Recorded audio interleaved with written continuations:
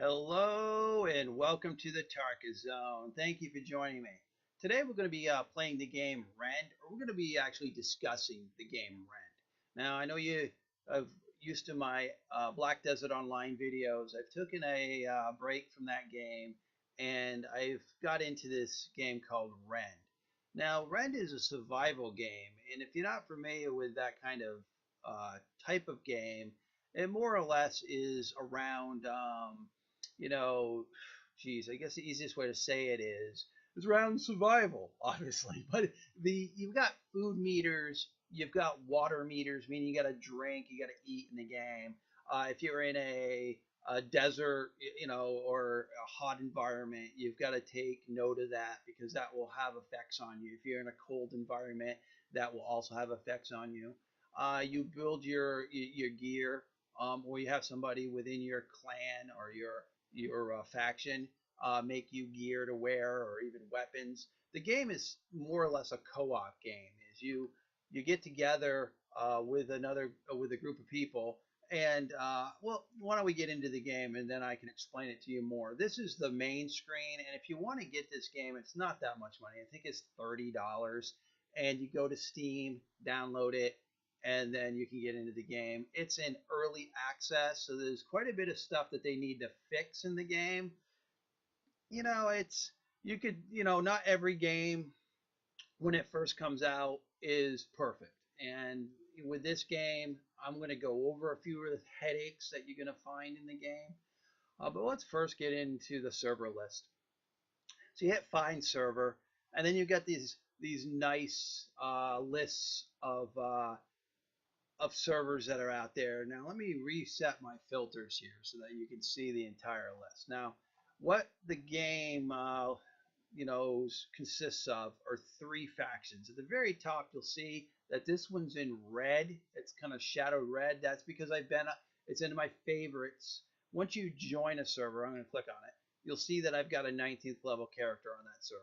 So once you join a server, it ends up being at the top here as part of your favorites. You'll see there's 5 people on this faction, 2 people on this faction, and 4 people on this faction that are currently playing the game. Now, on different times during the day, you'll obviously have more people in each faction.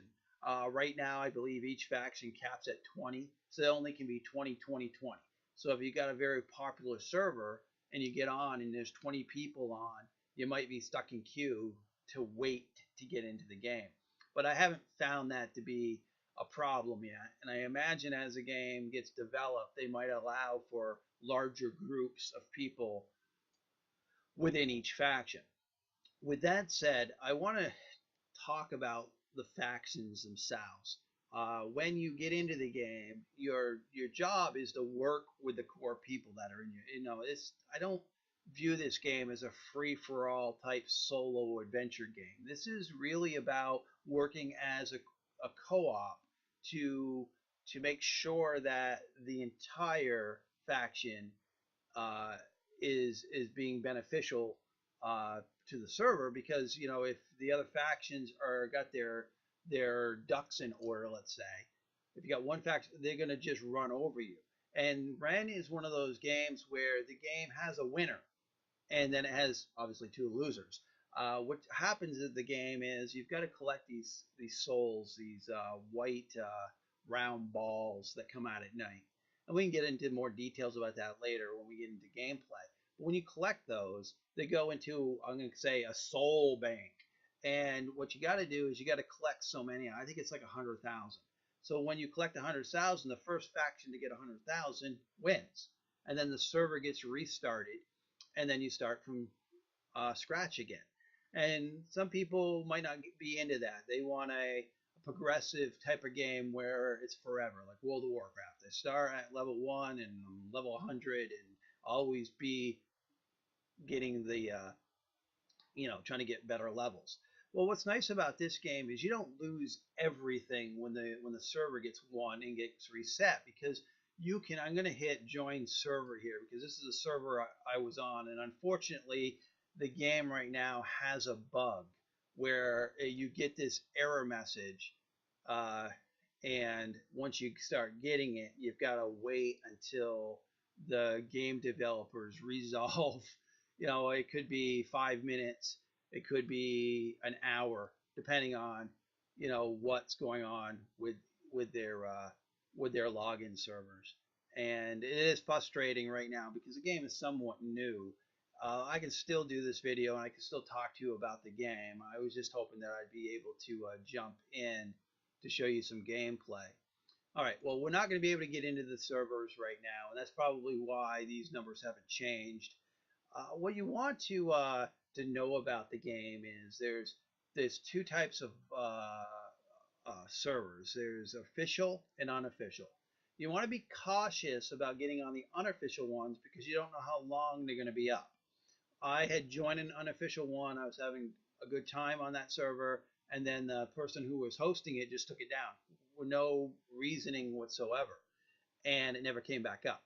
So you've kind of made, all that progression, and then you're like, okay, I got to go to another server. So I would say that if you're a new person joining this game for the first time, you want to go to the unofficial server.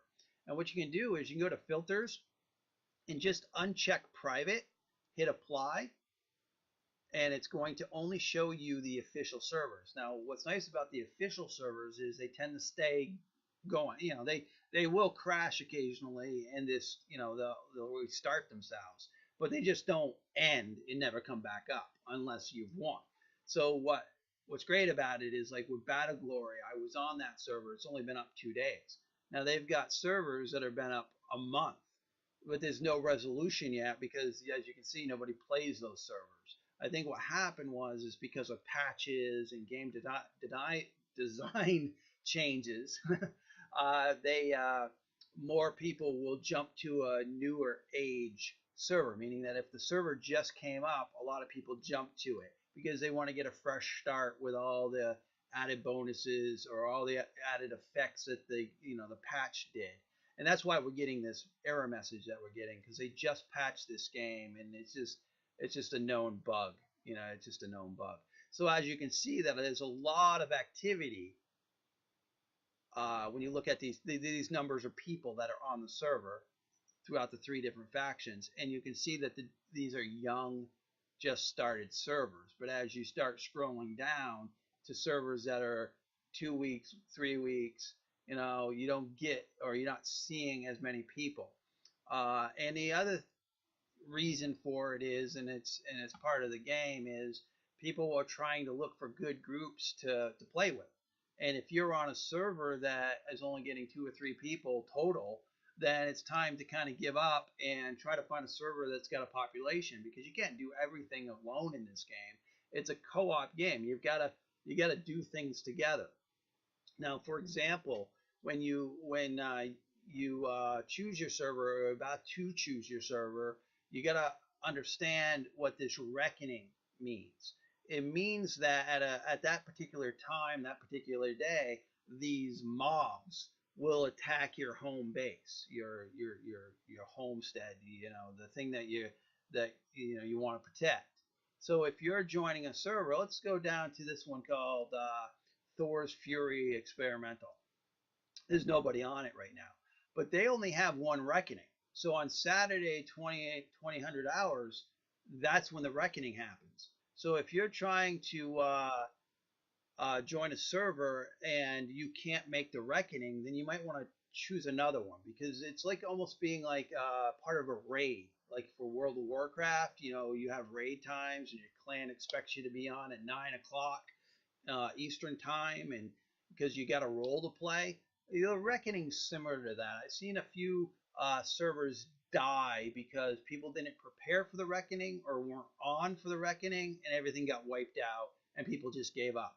And the game's new, and we get so many newer players that they're scratching their head as soon as they walk in, not realizing that what they need to be doing is working as an organized group to get walls around your base, fortify those walls, work on resource search points to make sure that those walls can withstand a reckoning, and then get coordinated on the day of the reckoning, saying, okay guys, we know it's at this time.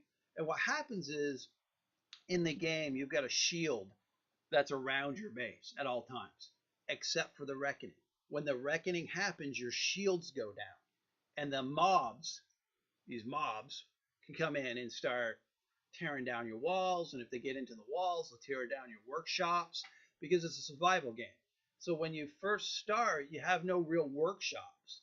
So like say you get into the game, you got your basic survival stuff taken care of. You got food and water. You figure that out. And my future videos will be newbie guides to doing that. I will do some videos for you that show you how, when you first get onto the server, what you should be kind of going for to just make sure that you can survive, and then jumping in on board to what your factions are trying to do.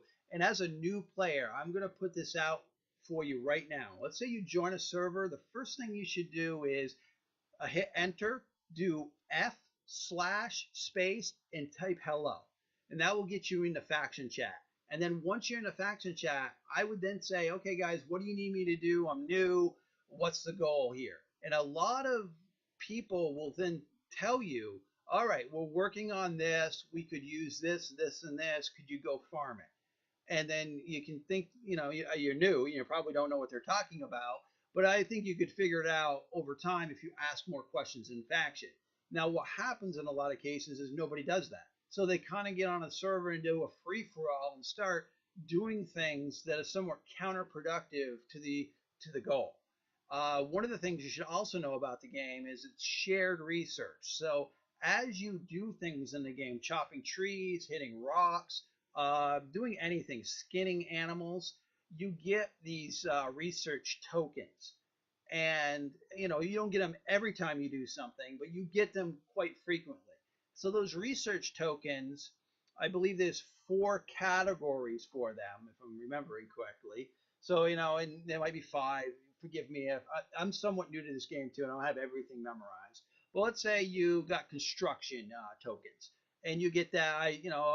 That's what I normally do in the game is I'll construct walls. I'll help construct whatever they need built.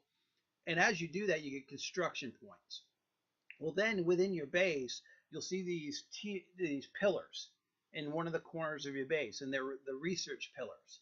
Go to the research pillar, you click on it, and then you'll notice that there's these tabs that are labeled based on their category. So I click on construction tab, and under there I'll see tier 1 research. Now, I can start just applying my tokens that I've earned to whatever willy-nilly thing I want.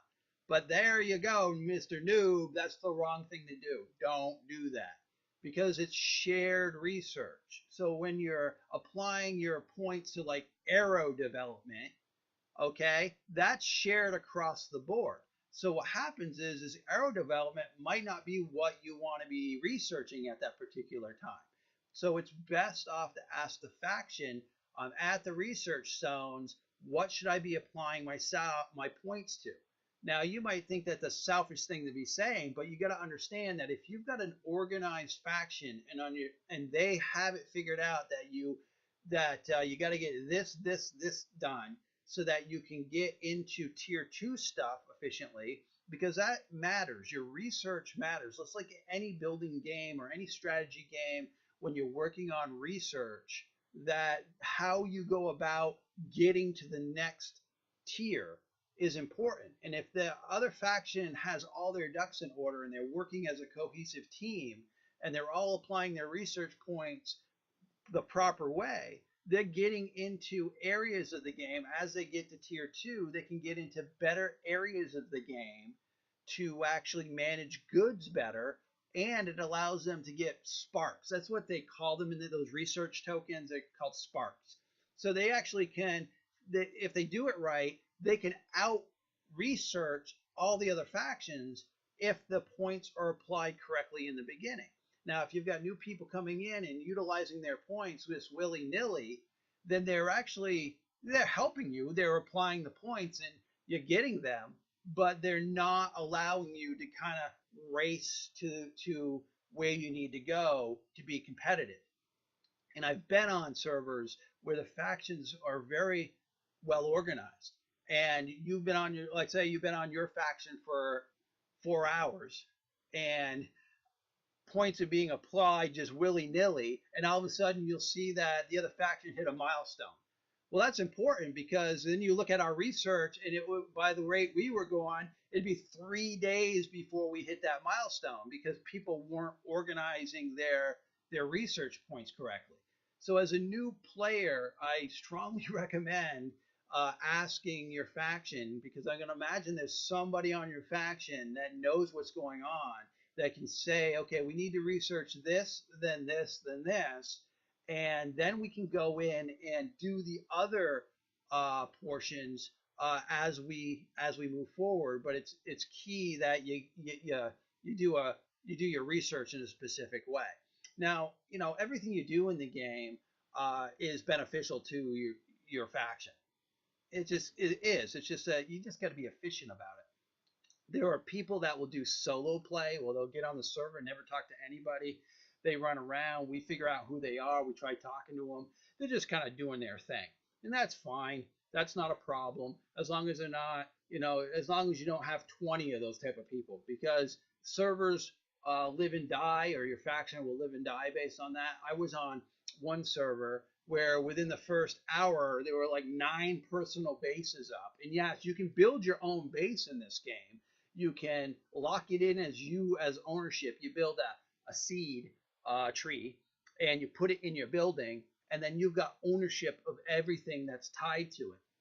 Well, the problem with that is a lot of resources go into building those bases, and those are resources that you took off the land, so that those people that are actually working on the home base to defend it have to go further to go get the people who are like, hey, I'm just doing my thing. I collected it myself. I'm not taking it from you, but the argument being is, well, you did take it from us because those nodes were closer. Because when you go to a stone node, you walk up to it, you get your stone, and then you get encumbered because you weigh so much, and then you got to run it back to the base, and then somebody or you apply those stones to the stone cutter, or you make the bricks yourself so that they can go into the walls. But just imagine if someone goes around the area and takes all those stone nodes and runs them to their personal base to build a base for personal needs, so that so your faction base isn't getting built efficiently because all the resources are being applied to a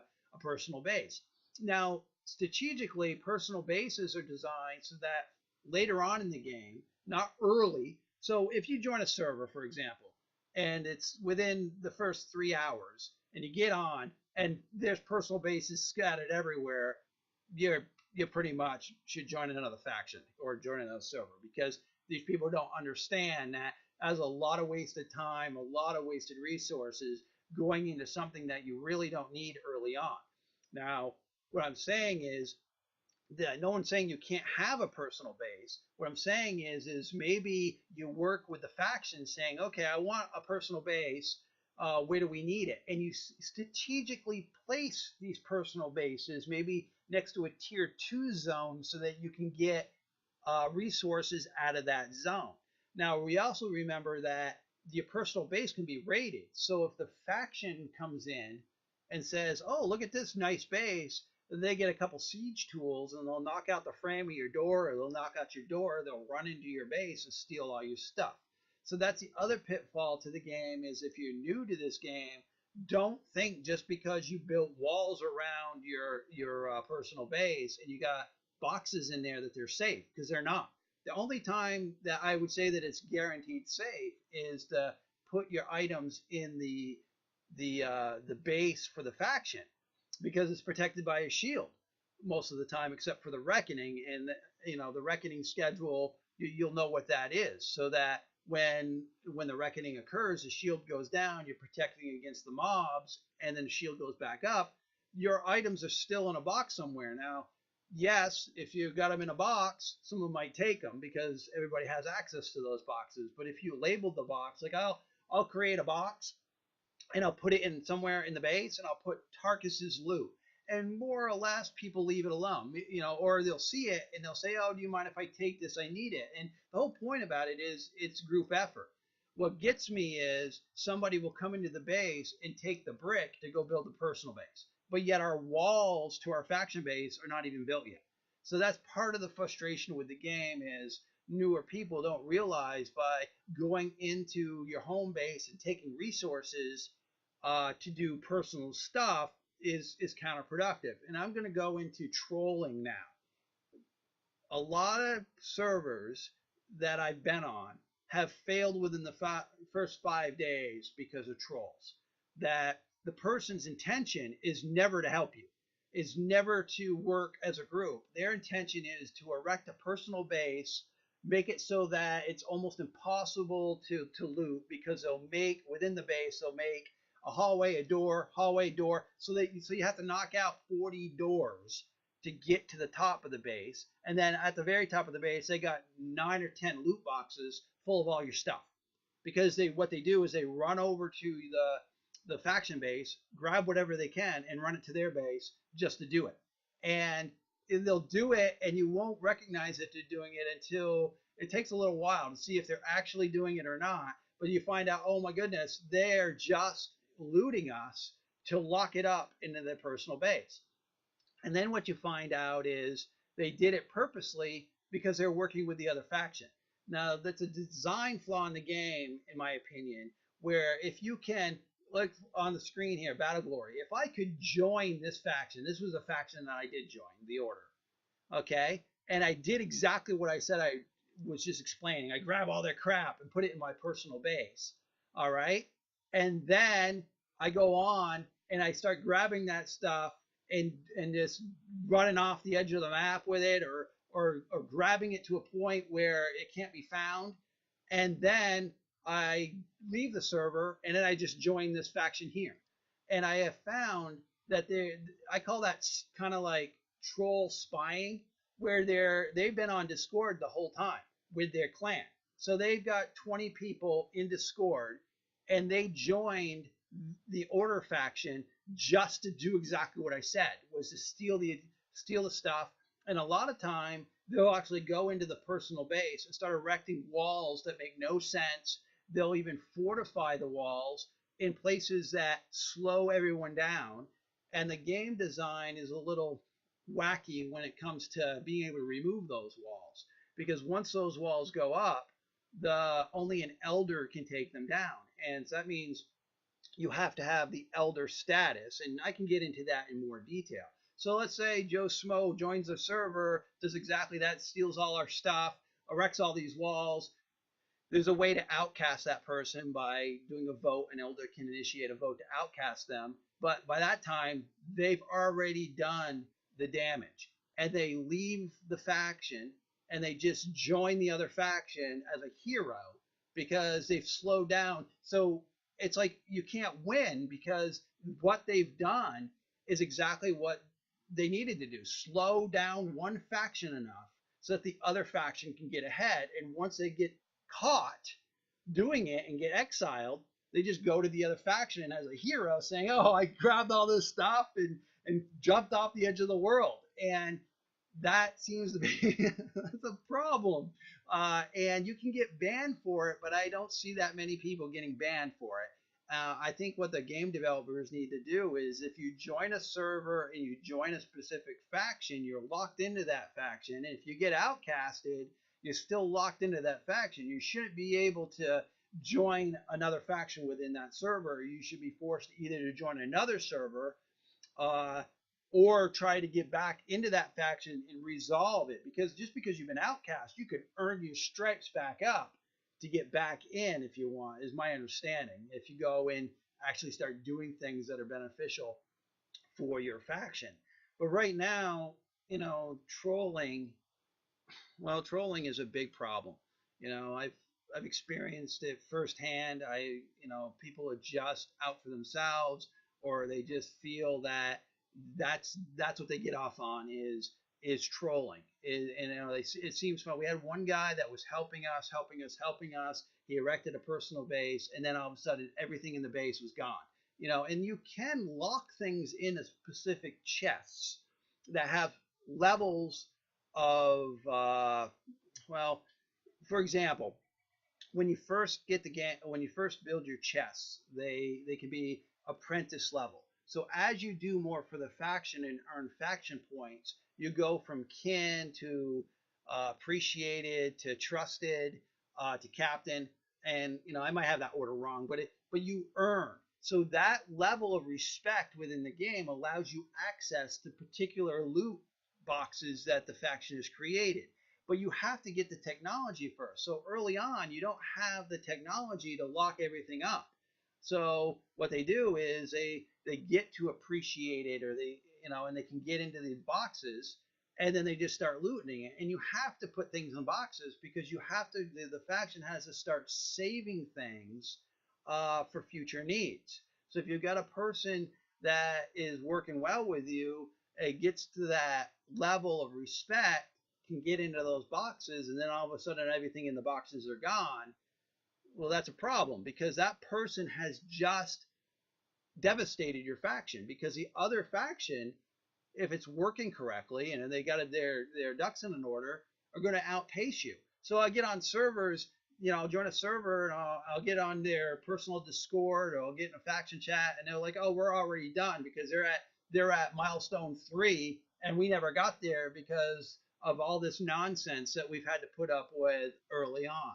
So the game developers need to figure out better ways to combat the trolls, or what I call the spies, the spy trolls, and a better way for the elder system to work. Because let me explain to you how that works.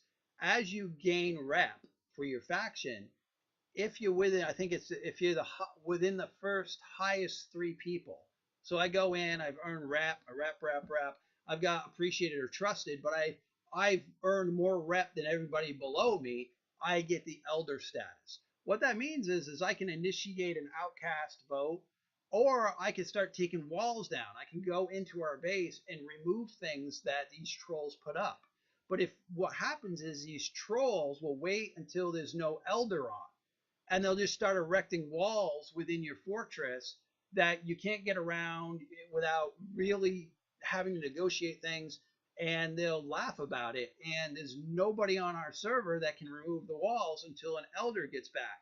And the only way to, like say I'm on the server, I'm not an elder. For me to take an elder spot, I'll have to earn a bunch of reputation to out-rep them, so it knocks them out of the elder tier for me to get elder, to get those walls down. So that's another kind of a game design that needs to be fixed, so that if you got somebody that's doing the trolling, you can make it so that it's not worth their effort if you got somebody that can just be on the take down the walls. And I know I'm saying a lot of negative things about this game, and the only reason why I am is I can't get into the server, so I might as well tell you about some of the pitfalls that I've run into, because trolls will make or break your faction. They just will. And you could have a great group of guys on Discord that are like, "Okay, guys, do we want to just plug through this? The troll's gone. We've outcasted them. Do we want to plug through?" And a lot of times, like I was on Battle Glory, and I was on Discord with the guys, and they're just going to try to plug through it, and they're just going to try to have as much fun as they can before the other faction wipes them out. And it's clear the other faction is going to wipe them out, because all the trolls that trolled us went to that faction. So that faction, there was 5 of them. There was these 5 guys that joined from day one. They worked with us until they got a good reputation, and then they did everything in their power to troll us, to steal from us, to do whatnot. And when we outcasted them finally, they went to the other faction and started playing with the other faction. And then we had to break into their personal base to find out that they had taken everything that they stole and jumped it off the side of the world. So we never could get back any of the stuff that they took from us. So it can be frustrating. I don't want to put you off to this game. It's just that these are the kind of things that you should be prepared for. And if you want to just take it as a ha-ha, it's just the way it is, we're still going to have fun and do what we can to make this work, then that's great. And what's nice about it is you're not losing everything. There's these points that you gain in the game. I wish I could, let me see here. Can I even get to that window? No, I still got this ticket error. There's these accumulation points that you can export and then import them to another server. So you're not losing that portion of it. And what's great about those points is when you get into the new server, you got them all done, so that while you work on the new server, you're just banking more of these points. So that's what's great about it, and I think that's why most of these guys are staying with Battle Glory. They're just trying to grind the points until they get wiped out, so that they'll be able to export them and get into the other game. And I can explain that point system to you when I can get into the game and show you this. I do recommend this game. I think the game has great potential, and I've had a lot of fun with the game. I've had a lot of fun. It's got a lot of different things that you can do. If you like doing this, you like doing that. There's something that you will find enjoyable with the game. It's just that once you get into the game, you just got to remember that you're working as a group, and you need to try to work with the team. Your personal bases should be limited to what the team needs, meaning like they'll be like Tarkis. We want to put a personal base here next to this water source so that I can go down there and do alchemy. And I'll make a little platform, put an alchemy table there, and then the person can do alchemy while being right next to the water, because water is needed for the alchemy process. And then when they're done their alchemy, they take all their stuff and walk it back to the main base. So the table only exists so that if it gets raided, they're only killing the table, and I can just rebuild it with limited, with easy supplies. I mean, because building those alchemy tables is, easy to make. But those were what I'm talking about. If you strategically make personal bases that are beneficial to the whole team. But again, if you start erecting them like skyscrapers early on all around the base, you're just utilizing closer resources that people could have grabbed. So now your guy that's working on the main base is now having to walk 3 times as far to get to a fresh node to get it, because your personal base has gobbled up all the other closer nodes. Well, again, this is my first video. I'm somewhat new to the game. I'm learning as I go. And I think the future videos that I make will be a little bit more exciting. They won't be, hopefully they won't be on the negative side about what the game's about. And I know, because this is early access, that they are developing this game based on the community's suggestions. And so I think trolling, you're going to get some part trolling moving forward. But I think if they nip some of these loopholes in the bud, then I guess the game should be more enjoyable in the future. Well, thank you for joining me. This has been my first Rend video, and I'll be doing some more in the future. This has been the Tarkis Zone.